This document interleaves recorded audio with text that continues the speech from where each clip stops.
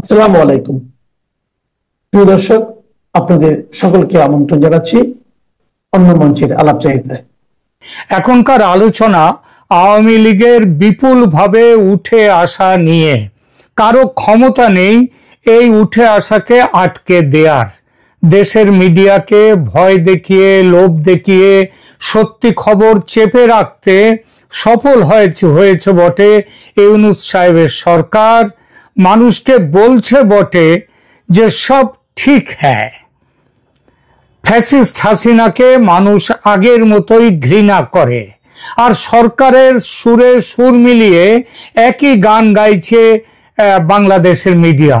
কিন্তু আন্তর্জাতিক সংবাদ মাধ্যম ঠিক খুঁজে বের করছে সব ঠিক নেই। তারা ঠিক দেখছে আওয়ামী লীগ জেগে উঠেছে, বন্যার জলের মতো ভাসিয়ে দিচ্ছে দেশের মানুষকে। সিঙ্গাপুরের বিখ্যাত সংবাদ মাধ্যম দ্য সিঙ্গাপুর পোস্ট তার 26 সেপ্টেম্বর সংখ্যায় এক বড় সড়ো প্রবন্ধ লিখেছে শেখ হাসিনার দলের এই তীব্র গতিতে উঠে আসা নিয়ে। প্রবন্ধের শিরোনাম তারা দিয়েছে Awami League down but not out. তার মানে আওয়ামী লীগের গ্রাফ, আওয়ামী লীগ একটু নিচে নেমে এসছে কিন্তু শেষ হয়ে যায়নি। আর এজন্যই বিদেশের যেসব শক্তি যারা পতন ঘটিয়েছিল আওয়ামী লীগ সরকারের, সেই আমেরিকা, ব্রিটেন, তারা হঠাৎই আওয়ামী লীগের প্রতি প্রেম দেখিয়ে বলতে শুরু করেছে আওয়ামী লীগের ফিরে আসার সম্ভাবনা প্রবল, তবে শেখ হাসিনাকে সরাতে হবে নেতৃত্ব থেকে। এই বিষয় নিয়ে গতকাল আমি একটি ভিডিও করেছি, আপনারা হয়তো দেখেছেন, না দেখে থাকলে দয়া করে দেখে নেবেন। যে এই যে একটা দাবি উঠেছে যে শেখ হাসিনাকে পাল্টে দিয়ে শেখ হাসিনার অবশ্যম্ভাবী প্রত্যাবর্তন কেন সেই বিষয়টি নিয়ে এইবার ওই পত্রিকা যে আলোচনা করেছে, মানে সিঙ্গাপুর পোস্ট, সেটা ছোট্ট করে আপনাদেরকে বাংলায় বলে দিচ্ছে। সেখানে বলা হয়েছে শেখ হাসিনার অবশ্যম্ভাবী প্রত্যাবর্তন, ইউনূস সরকারের অপশাসনের বিরুদ্ধে জনমত। এই খবর দিয়ে সিঙ্গাপুর পোস্ট বলছে ঢাকায় বাড়ছে আওয়ামী লীগের প্রভাব, ঢাকায় আওয়ামী লীগের মিছিল ও সমাবেশের সংখ্যা দিন দিন বেড়ে চলেছে, যা সরকারি নিষেধাজ্ঞা সত্ত্বেও জনগণের মধ্যে শেখ হাসিনার ক্রমবর্ধমান সমর্থনের স্পষ্ট ইঙ্গিত দিচ্ছে।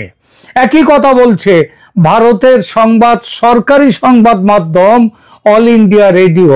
তারা এই মাসের কয়েকদিন আগেই এক বিশেষ প্রতিবেদনে বলেছে তীব্র গতিতে দেশের রাজনীতিতে নিজের স্থান শক্ত করে নিচ্ছে শেখ হাসিনার দল। আর সবচেয়ে বড় কথা হলো যে দমন পীড়নের ভয়ে মানুষ চুপ করেছিল কয়েকটা মাস, সেই ভয় কিন্তু কেটে গেছে অনেকটাই মানুষের।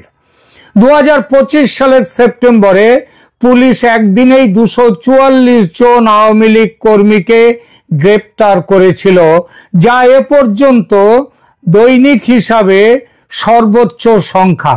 এর আগে বিভিন্ন অভিযানে আরো কয়েক হাজার নেতা কর্মী গ্রেপ্তার হয়ে জেলখানায় রয়েছেন, তবু মানুষ ভয় পাচ্ছে না। উল্লেখযোগ্যভাবে সেপ্টেম্বরের শুরুতে বাংলাদেশের ঢাকার সংসদ ভবনের কাছে 1000-এরও বেশি আওয়ামী লীগ কর্মী বিক্ষোভ প্রদর্শন করেছে। এছাড়া তেজগাঁও এলাকায় কয়েক হাজার মানুষ এবং গুলিস্তানের বায়তুল মোকাররম মসজিদের কাছে কয়েক হাজার মানুষের সমাবেশ হয়েছে। একই ছবি সারা দেশের অন্যান্য শহরে।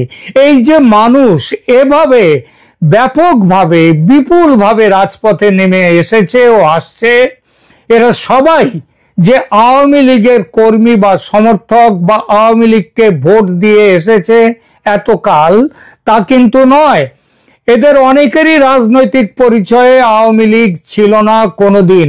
এদের অনেকেই এমনকি বিএনপি দলের প্রতি অনুরক্ত ছিল, কিন্তু এখন আওয়ামী লীগের মিছিলে এসে তারাই স্লোগান দিচ্ছে আওয়ামী লীগের সরকার বারবার দরকার। বাংলাদেশে আমার এক ভক্ত দর্শক আছে, শিক্ষিত যুবক।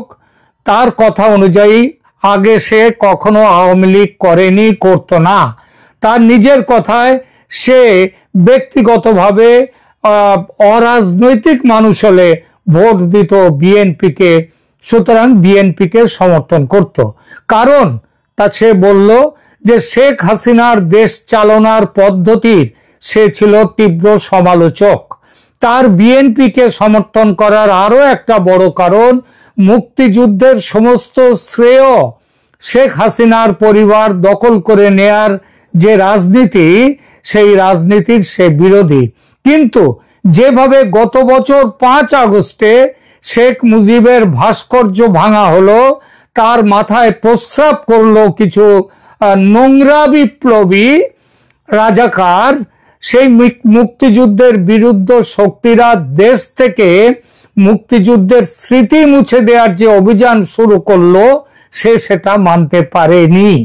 আর তখনই তার বিশ্বাস জন্মালো যে বিএনপি আগে সেই মুক্তিযুদ্ধের সময় জিয়াউর রহমানের ভূমিকা যাই থাকুক না কেন, বিএনপি, বর্তমান বিএনপি, তারাও রাজাকারের একটি সংস্করণ ছাড়া অন্য কিছু নয়। সে নিজেকে মানসিকভাবে সরিয়ে নিল বিএনপি থেকে। পরিবর্তনের সেই শুরু, তারপর থেকে গত কয়েক মাস ধরে সেই পরিবর্তন আরো গভীর হয়েছে অন্তর্বর্তী সরকারের অপশাসনে। রাজনীতি, অর্থনীতি চূড়ান্ত বিপর্যয় মানুষকে ঠেলে দিয়েছে সরকার বিরোধিতার পথে। মোহাম্মদ ইউনূসের অন্তর্বর্তীকালীন সরকারের 1 বছরে বাংলাদেশের অর্থনৈতিক অবস্থার চরম অবনতি হয়েছে। এশিয়ান ডেভেলপমেন্ট ব্যাংকের মতে 2025 অর্থ বছরে বাংলাদেশের জিডিপি প্রবৃদ্ধি মাত্র 3.9% নেমে এসেছে, যা আগে ছিল 6.6%। মুদ্রাস্ফীতি আগস্ট 2025-এ মুদ্রাস্ফীতি পৌঁছেছে 8.29%। জুলাইয়ে তা ছিল আরো বেশি, 8.55%। বেকারত্বের হার রেকর্ড উচ্চতায় পৌঁছেছে। ব্যাপক কর্মচ্যুতির কারণে লাখ লাখ মানুষ নতুন করে বেকার হয়েছে। বিশেষত যুব বেকারত্ব ভয়াবহ রূপ নিয়েছে দেশে, যার 85%ই হচ্ছে নারী। নারীদেরকে ঘরের মধ্যে ঢুকিয়ে রাখার, বস্তাবন্দি করার প্রয়াস শুরু হয়েছে ব্যাপকভাবে। আন্তর্জাতিক মুদ্রা তহবিল IMF বাংলাদেশকে আর ঋণ না দেয়ার সিলিং আরোপ করে দিয়েছে, যা দেশের চলতি $8.44 বিলিয়ন ঋণের ওপরে আর উঠতে পারবে না। বৈদেশিক মুদ্রা রিজার্ভ $25 বিলিয়ন নিচে নেমে এসেছে, যা মাত্র 4 মাসের আমদানি বিল মেটাতে সক্ষম।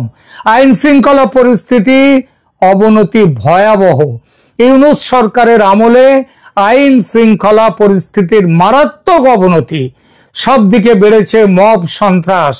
বাংলাদেশে হিন্দু, বৌদ্ধ, খ্রিস্টান ঐক্য পরিষদের প্রতিবেদন অনুযায়ী 2024 সালের 4 আগস্ট থেকে 5 আগস্ট থেকে 2025 সালের জুন পর্যন্ত 330 দিনে 2442টি সাম্প্রদায়িক হামলার ঘটনা ঘটেছে।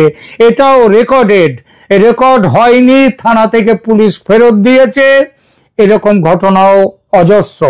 এর মধ্যে রয়েছে, এই সাম্প্রদায়িক হামলার মধ্যে রয়েছে সংখ্যালঘুদের হত্যা, মানে হিন্দুদের হত্যা, ধর্ষণ, উপাসনালয়ে হামলা এবং সংখ্যালঘু পরিবারের ঘরবাড়ি সম্পত্তি দখল। এই যে আপনারা এই যে শুনলেন খাগড়াছড়িতে 1-2 দিন আগে সেখানে একটি উপজাতি মহিলা, পাহাড়ি মেয়ের, স্কুলের মেয়ে, তাকে ধর্ষণ করা হয়েছে এবং সেই নিয়ে পাহাড়ে এখন আগুন জ্বলছে। শুধুমাত্র 2025 সালের প্রথম 7 মাসে 300টি শিশুকন্যা নির্যাতনের ঘটনা ঘটেছে। মাগুরা জেলায় এক 8 বছরের মেয়ের সাথে ধর্ষণ ও হত্যার ঘটনার পর সারা দেশে প্রতিবাদ, তীব্র প্রতিবাদ হয়। নিজেদের সমস্ত ব্যর্থতা ঢাকতে এই সরকার শেখ হাসিনার কৃত অত্যাচারের বিচারের কথা বলে নিজেদের ব্যর্থতা চেপে দেওয়ার চেষ্টা করছে। মানুষ প্রথম দিকে সরকারের এই প্রয়াস বুঝতে পারেনি, কিন্তু এখন বুঝে গেছে। আন্তর্জাতিক অপরাধ ট্রাইব্যুনাল শেখ হাসিনার অনুপস্থিতিতে বিচার শুরু করেছে মানবতা বিরোধী অপরাধের অভিযোগে। ট্রাইব্যুনাল তাকে সমস্ত অপরাধের কেন্দ্রবিন্দু হিসেবে আখ্যায়িত করেছে।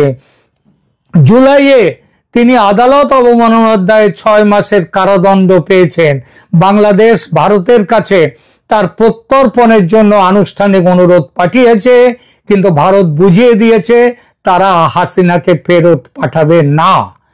বাংলাদেশের সাধারণ মানুষের মনে প্রশ্ন, কিন্তু যে হাসিনা যদি তার আমলে ঘটে থাকা সমস্ত অন্যায় অত্যাচারের জন্য দায়ী হন, তাহলে এই আমলে ইউনূস কেন তার আমলের অত্যাচারের জন্য দায়ী করে তার বিচার হবে না ট্রাইব্যুনালে? বাংলাদেশের সাধারণ মানুষ ওই যে হাসিনাকে ভারত ফেরত পাঠাবে না বলেছে, তার জন্য ভারতের এই সিদ্ধান্তে এখন ক্ষুব্ধ নয়, বরং তারা স্পষ্ট বলেছে এবং বলছে যে বঙ্গবন্ধুকে কন্যাকে আশ্রয় দেওয়ার জন্য তারা ভারতের প্রতি কৃতজ্ঞ। আওয়ামী লীগের নিষিদ্ধকরণ ও সাধারণ মানুষের প্রতিক্রিয়াও ক্রমশ ইউনূস সরকারের বিরুদ্ধে গিয়েছে। 2025 সালের মে মাসে আওয়ামী লীগকে সন্ত্রাস বিরোধী আইনের অধীনে নিষিদ্ধ ঘোষণা করার বিষয়ে মানুষ এখন প্রকাশ্যে বলছে, আওয়ামী লীগ দল হিসেবে কি দোষ করলো? দোষ করে থাকতে পারে কিছু নেতা কর্মী, তার পুরো দায় কেন দলের ওপর দিয়ে নিষিদ্ধ করা হবে দলকে? এই প্রশ্ন শুধু কিন্তু বাংলাদেশের মানুষ করছে না, আজ সমস্ত বিশ্বের আন্তর্জাতিক দুনিয়া এই প্রশ্ন করছে। এবং তাহলে কি গত 13-14 মাসের অপরাধের জন্য ইউনূসের সঙ্গে সঙ্গে বিএনপি, জামাত এরাও তাহলে কেন নিষিদ্ধ হবে না? নিষেধাজ্ঞায় বলা হয়েছে যে আওয়ামী লীগ ও তার সহযোগী সংগঠনগুলো রাষ্ট্রকে অকার্যকর করার উদ্দেশ্যে সন্ত্রাসী কার্যকলাপে জড়িত। মানুষ মানতেই চায় না যে আওয়ামী লীগ কখনো সন্ত্রাসের পক্ষে থাকতে পারে। তারা বাংলাদেশের জন্ম দিয়েছে, তারা বাংলাদেশ যে আজকে একটি রাষ্ট্র, স্বাধীন রাষ্ট্র, তার কৃতিত্ব আওয়ামী লীগের। সেই আওয়ামী লীগ সন্ত্রাসের সঙ্গে যুক্ত হবে? আর অভিযোগ কারা করছে? এই জামাত, বিএনপি, এরা যে সরকার তৈরি করেছে সেই সরকার। বরং এর উল্টোটাই সত্যি। 2004 সালের গ্রেনেড হামলায় বিএনপির তারেক রহমানের ভূমিকা কেউ ভোলেনি, তা সে যতই তারেককে মামলা থেকে খালাস দেয়া হোক না কেন। আর জামায়াতের ভূমিকা, তার প্রমাণ তো ভুরি ভুরি। আসলে এই নিষেধাজ্ঞা সত্ত্বেও সাধারণ মানুষ সহমর্মী ও সহযোদ্ধা হয়ে উঠছে আওয়ামী লীগের। আওয়ামী লীগের কর্মীদের পাশে এতকাল আওয়ামী লীগের সঙ্গে জড়িত ছিলেন না যারা, তারাও নিয়মিত আকস্মিক মিছিল ও সমাবেশ করে চলেছে, যা প্রমাণ করে যে জনগণের মধ্যে দলটির ক্রমবর্ধমান প্রভাব। বাংলাদেশের মেইন স্ট্রিম সংবাদ মাধ্যম পর্যন্ত লিখতে বাধ্য হচ্ছে যে আওয়ামী লীগের মিছিল থেকে গ্রেপ্তার হওয়া ব্যক্তিদের 80% সঙ্গে আওয়ামী লীগের কোনোদিন যোগ ছিল না। আর তার সিংহাসন যে ভীষণ রকম নড়বড়ে হয়ে গেছে, এটা বুঝে মোহাম্মদ ইউনূস পদত্যাগের নাটক শুরু করেছেন। মাঝে মাঝেই বলছেন পদত্যাগ করবেন, এই পদত্যাগের হুমকি করবেন বলছেন, এটা হুমকি।